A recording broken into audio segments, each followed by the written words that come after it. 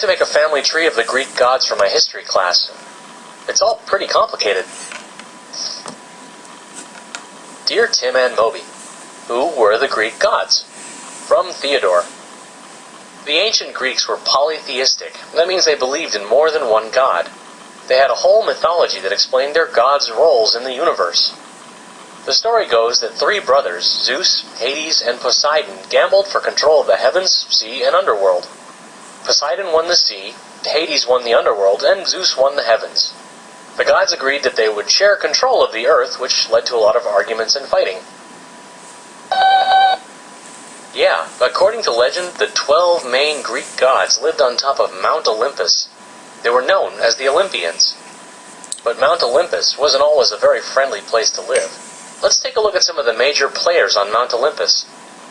Since he controlled the heavens, Zeus became the ruler of the other Greek gods.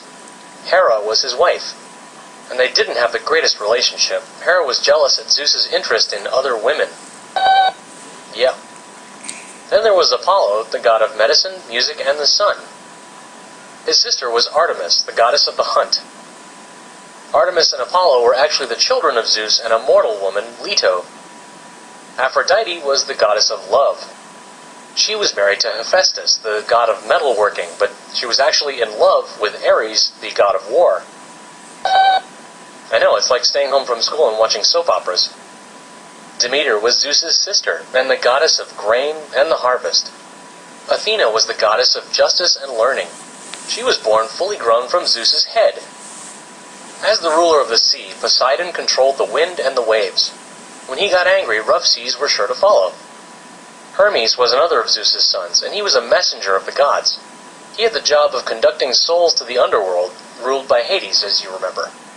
Hades wasn't very happy about getting stuck with the underworld, and he stayed away from Mount Olympus most of the time. Well, the whole thing sounds complicated, but the gods were a part of everyday life for the ancient Greeks. A sick person might ask Apollo, the god of medicine, to make them well again. Sailors would make sacrifices to Poseidon to keep storms away. The Greeks made animal sacrifices to the gods before going to war, before sporting events, to show their thanks, or to find out the future. Oh, and by the way, there were lots of other minor gods and goddesses who ruled over all sorts of other things on Earth. It was a pretty big family. Well, the Greek gods didn't really go anywhere. People just stopped believing in them eventually and decided to believe in other stuff. You want to have control of the seas? Okay, go for it. What are you doing in there?